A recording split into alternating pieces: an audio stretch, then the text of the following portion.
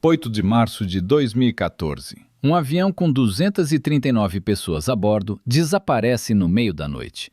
Sem explosão, sem pedido de socorro, sem nenhum rastro. Os radares simplesmente pararam de detectar o voo MH370 da Malaysia Airlines. Era como se o avião tivesse sido engolido pelo céu. E até hoje, ninguém sabe exatamente o que aconteceu. Mas para entender como 239 vidas podem simplesmente sumir, a gente precisa voltar para o começo. E o começo dessa história é mais estranho do que você imagina. Kuala Lumpur, Malásia. O aeroporto internacional era um dos mais movimentados do Sudeste Asiático. Milhares de voos partiam dali todos os dias sem nenhum problema. Era rotina pura.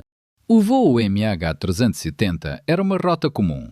Kuala Lumpur com destino a Pequim, na China.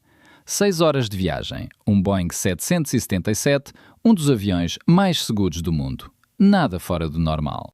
Presta atenção nesse detalhe, porque ele vai ser importante depois. O capitão do voo era Zahari Ahmad Shah, um piloto com mais de 18 mil horas de voo, um veterano respeitado. Zahari tinha 53 anos, era casado, pai de 3 filhos. Os colegas o descreviam como um profissional exemplar, apaixonado por aviação. Ele até tinha um simulador de voo em casa. O copiloto era Farik Abdul Hamid, de 27 anos. Jovem, ambicioso, e aquele era um dos seus últimos voos de treinamento antes de ser promovido oficialmente. Tudo parecia perfeito. Na noite do dia 7 de março, 227 passageiros embarcaram naquele voo. Famílias inteiras, casais, trabalhadores voltando para casa, turistas, gente comum, como você e eu. E o que a maioria dessas pessoas não sabia é que aquela noite seria a última vez que alguém as veria com vida. Mas ninguém podia imaginar isso naquele momento. 00:41. O voo MH370 decola do Aeroporto Internacional de Kuala Lumpur. Tudo normal. O avião sobe, atinge a altitude de cruzeiro e segue em direção ao Nordeste. Durante os primeiros 40 minutos, a comunicação entre a cabine e o controle de tráfego aéreo foi completamente normal.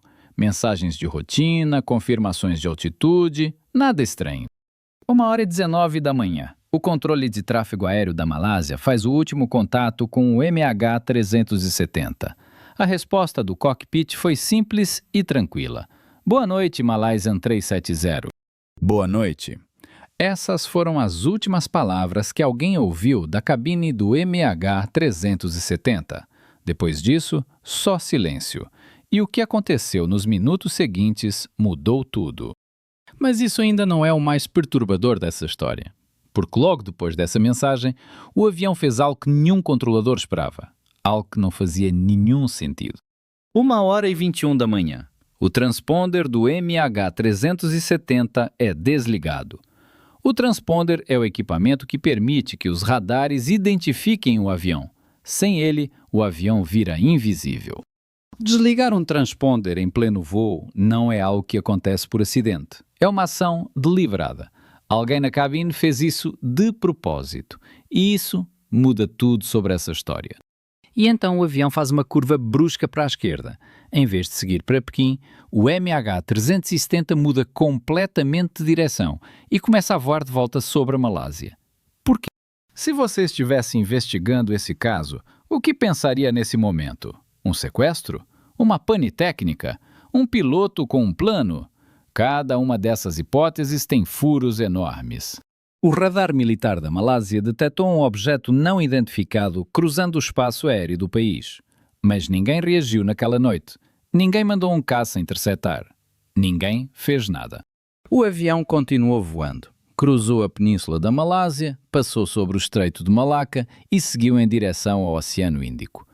239 pessoas a bordo e o mundo nem sabia.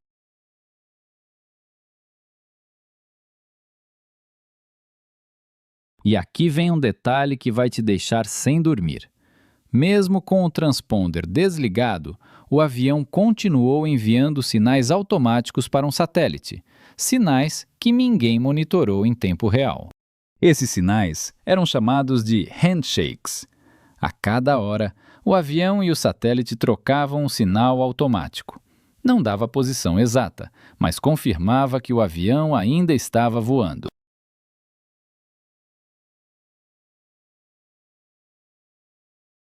5h30 da manhã.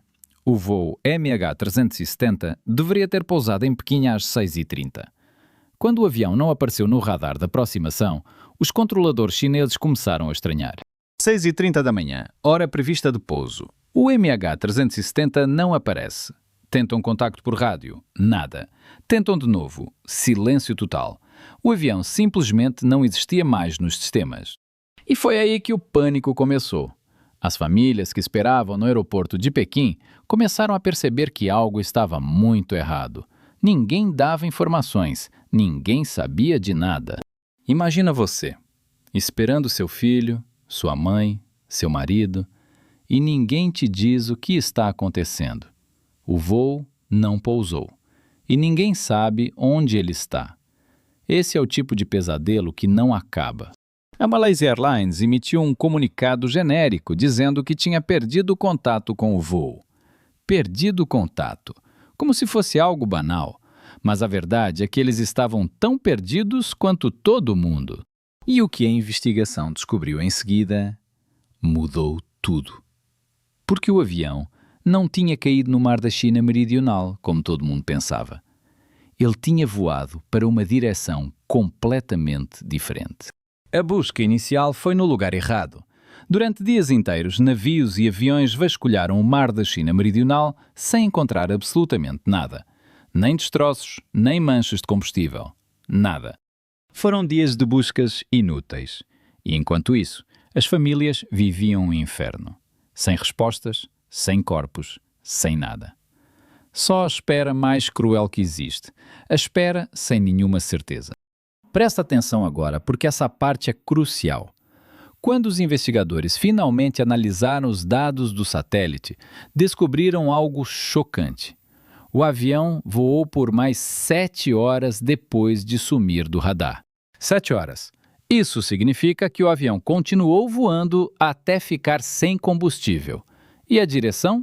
Sul, direto para o Oceano Índico, uma das regiões mais remotas e profundas do planeta.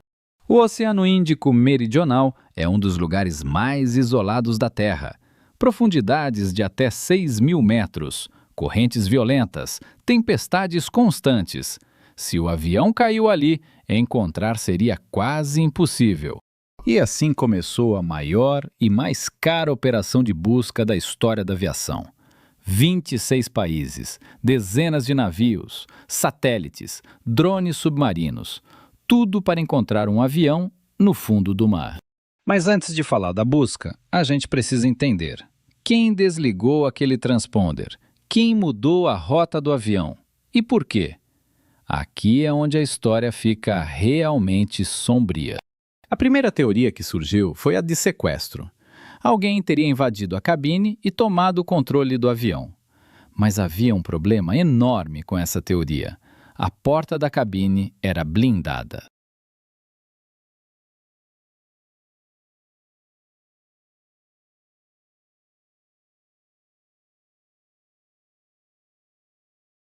No computador do simulador, técnicos da polícia recuperaram dados deletados. E entre esses dados, havia uma simulação de voo. E não era qualquer simulação, era uma rota sobre o Oceano Índico. A rota simulada terminava exatamente na mesma região onde os investigadores acreditavam que o MH370 tinha caído. O piloto teria praticado aquela rota antes. Isso foi uma coincidência ou um plano? Se você estivesse investigando esse caso, o que concluiria? O piloto planejou tudo? Ou alguém plantou essa evidência? Porque existem argumentos fortes para os dois lados, e nenhum é conclusivo. Vamos olhar os fatos. Zahari era politicamente ativo. Ele apoiava o líder da oposição na Malásia, Anwar Ibrahim, que tinha sido preso horas antes do voo. Alguns dizem que ele estava revoltado. Mas os amigos e a família negaram. Disseram que Zahari era um homem equilibrado, que amava voar, que jamais faria algo assim. Quem estava certo? Essa é uma pergunta que ninguém conseguiu responder. E tem mais um detalhe perturbador. Investigadores descobriram que o casamento de Zaharie estava em crise. Ele e a esposa viviam praticamente separados dentro da mesma casa. Ele estava isolado. Mas olha só, ter problemas pessoais não faz de ninguém um criminoso. E a investigação oficial da Malásia nunca conseguiu provar que Zaharie planejou o desvio do avião. Ficou tudo no campo da especulação.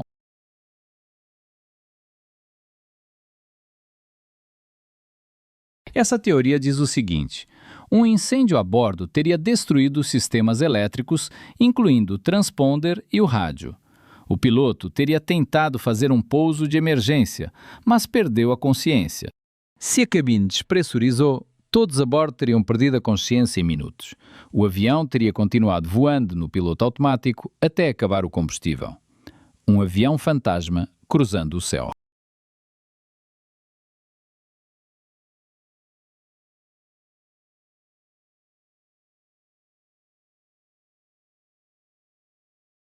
Outra teoria que ganhou força foi a de um ataque cibernético.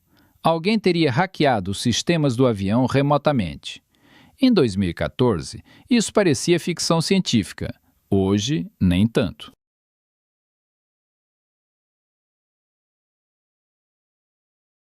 E o relógio continuava correndo.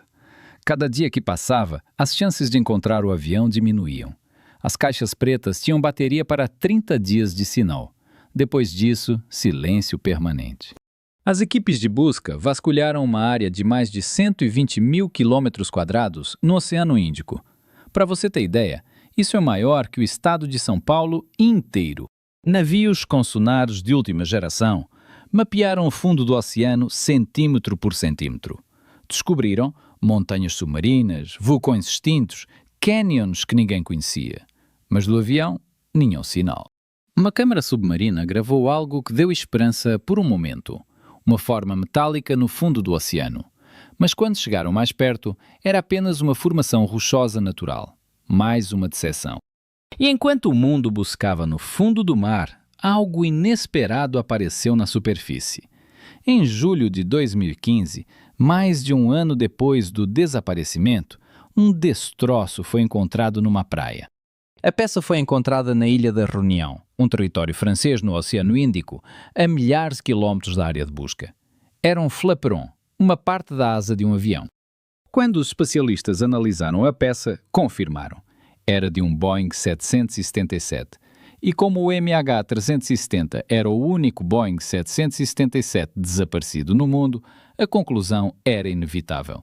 O avião realmente caiu no oceano. Para as famílias, essa confirmação foi devastadora. Até aquele momento, muitos ainda tinham esperança de que os passageiros estivessem vivos em algum lugar. Agora, essa esperança morreu. Mas isso ainda não é o mais perturbador, porque nos meses seguintes, mais destroços começaram a aparecer em praias de vários países do Oceano Índico: Moçambique, Tanzânia, Madagascar, África do Sul. Mais de 20 peças foram encontradas ao longo dos anos. Pedaços da fuselagem, da asa, do interior da cabine. O oceano estava devolvendo, pedaço por pedaço, os restos do MH370.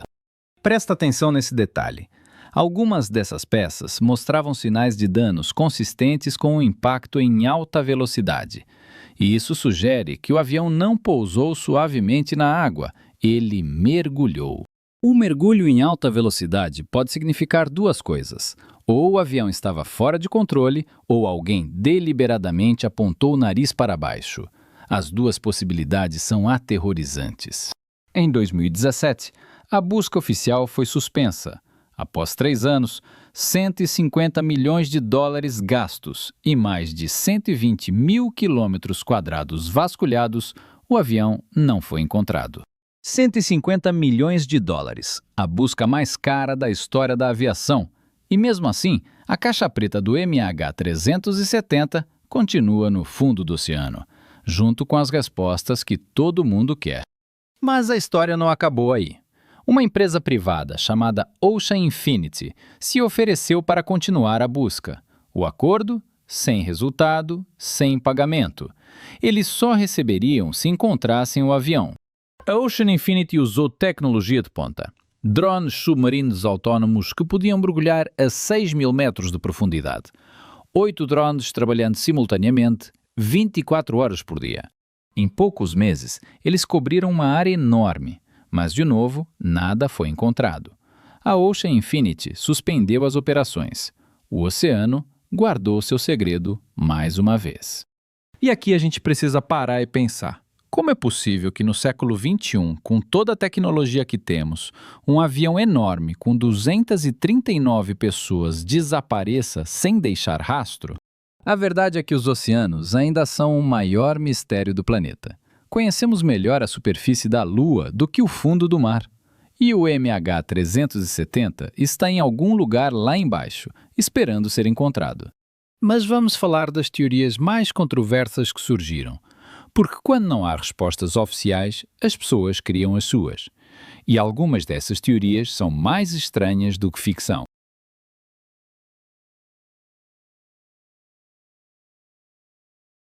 Mas a teoria que mais ganhou credibilidade entre os especialistas é a do piloto suicida. E não é por falta de respeito. É porque as evidências, por mais incompletas que sejam, apontam nessa direção. O desligamento deliberado do transponder, a curva precisa, a rota que evitou radares, o voo para a região mais remota do oceano. Tudo isso sugere que alguém com conhecimento técnico planejou cada passo. Se você olhar a rota que o avião fez, ela é quase perfeita para evitar detecção. Passou entre fronteiras de radar, voou em altitudes que dificultavam o rastreamento. Isso não foi por acaso. Agora vamos ver essa mesma evidência pelo outro lado. Os defensores de Zahari dizem que a rota do simulador era apenas uma de centenas que ele praticava. Ele era um entusiasta, não um criminoso. E tem um ponto importante. Nenhuma carta de despedida foi encontrada. Nenhuma mensagem, nenhum vídeo, nada que indicasse que Zahari pretendia tirar a própria vida ou a de outras pessoas. A investigação oficial da Malásia, publicada em 2018, concluiu que a causa do desaparecimento não pode ser determinada. Em outras palavras, depois de 4 anos, eles não sabiam de nada. 1043 páginas de relatório. E a conclusão foi inconclusivo. Para as famílias que perderam seus entes queridos, esse relatório foi um tapa na cara. Nenhuma resposta, nenhuma justiça. E aqui eu preciso falar sobre as famílias, porque por trás dos números e das teorias existem 239 histórias humanas, pessoas reais que nunca voltaram para casa.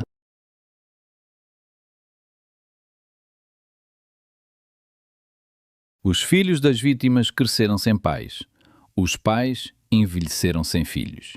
E o pior de tudo é que eles não puderam nem fazer um funeral de verdade, porque não há corpos. Não há certeza. Algumas famílias nunca aceitaram. Mães chinesas fizeram protestos em frente à Embaixada da Malásia em Pequim, exigindo respostas. Foram ignoradas, empurradas, silenciadas, mas nunca desistiram. E isso me leva a uma pergunta que não quer calar. Por que a Malásia foi tão lenta em reagir? Por que demoraram horas para perceber que o avião tinha sumido? Existem respostas e elas são perturbadoras.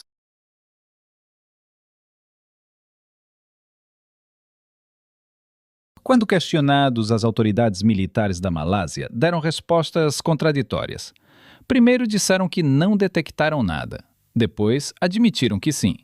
A incompetência ou a omissão custou tempo precioso. E o que muita gente não sabe é que a comunicação entre os países envolvidos foi um desastre. Malásia, Vietnã, China, Tailândia, ninguém conversava direito com ninguém. Era caos total.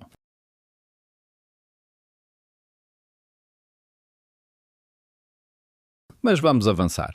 Em 2024, 10 anos depois do desaparecimento, o governo da Malásia anunciou que estava considerando uma nova busca. Novas tecnologias, novas pistas, nova esperança. A Ocean Infinity voltou com uma proposta atualizada, dessa vez com tecnologia ainda mais avançada. Drones submarinos de nova geração, inteligência artificial para analisar dados do fundo do mar. E tem um cientista que pode mudar tudo. O oceanógrafo francês, que analisou os destroços encontrados nas praias, acredita ter calculado uma nova área de busca mais precisa, uma área que nunca foi vasculhada. Segundo essa análise, o avião pode ter caído mais ao norte do que se pensava. Uma área de apenas 10.000 km². Ainda é enorme, mas é muito menor do que o que já foi buscado. Presta atenção porque isso é importante. A tecnologia de busca submarina evoluiu muito desde 2014. O que era impossível há 10 anos pode ser possível hoje. Existe esperança real. Mas mesmo que encontrem o avião, será que vão encontrar respostas? As caixas pretas aguentam a pressão do fundo do oceano. Mas após mais de 10 anos, será que os dados ainda são legíveis? Os especialistas dizem que sim. Os gravadores de voo são feitos para resistir a condições extremas: pressão, temperatura, corrosão. Se encontrarem a caixa preta, é possível que os dados sobrevivam. E se os dados da caixa preta revelarem que o piloto realmente desviou o avião de propósito? Ou se mostrarem que foi uma falha mecânica? Qualquer resposta mudaria tudo. Mas nenhuma traria essas pessoas de volta. O caso do MH370 mudou a aviação para sempre. Depois desse desaparecimento, novas regras foram implementadas. Agora, os aviões devem transmitir sua posição a cada 15 minutos, sem exceção. Também foram criados novos padrões para as baterias dos localizadores subaquáticos das caixas pretas. Antes, duravam 30 dias. Agora, 90 dias. 3 vezes mais tempo para serem encontradas. Mas será que essas mudanças são suficientes? Será que um avião pode desaparecer de novo? A resposta honesta é menos provável, mas não impossível. O céu é grande demais para ser vigiado completamente. E aqui eu quero falar algo direto com você. Esse caso não é apenas sobre um avião que desapareceu. É sobre a arrogância de achar que controlamos tudo, que a tecnologia resolve tudo, que sabemos tudo. 239 famílias foram destruídas. E o mundo seguiu em frente. As manchetes mudaram, os canais trocaram de assunto e, aos poucos, o MH370 virou só mais um mistério para documentários. Mas para quem perdeu alguém naquele voo, o tempo não passou. Cada dia sem resposta é um dia a mais de tormento. Um dia a mais sem poder fechar essa ferida. E isso não é justo. Então, o que a gente sabe de verdade? Sabemos que o avião desviou da rota. Sabemos que o transponder foi desligado. Sabemos que voou por mais 7 horas e caiu no Oceano Índico. Isso é tudo. O que não sabemos é quem fez isso e por quê, e onde exatamente o avião está. As 3 perguntas mais importantes continuam sem resposta, e talvez continuem assim por muito mais tempo. O mistério do voo MH370 é um lembrete brutal de que existem coisas que a gente simplesmente não consegue explicar. E que o oceano guarda segredos que talvez nunca sejam revelados. Se um dia encontrarem aquele avião no fundo do oceano, o mundo finalmente vai ter suas respostas. Mas até lá, o MH370 continua sendo o maior mistério da história da aviação moderna. 239 almas que partiram numa noite comum e nunca chegaram ao destino. Suas famílias ainda esperam. O oceano ainda guarda o segredo. E essa história ainda não acabou. Se esse caso te fez pensar, deixa seu like e se inscreve no canal. E se você quer ver um caso ainda mais perturbador, fica ligado no próximo vídeo. A gente se vê lá.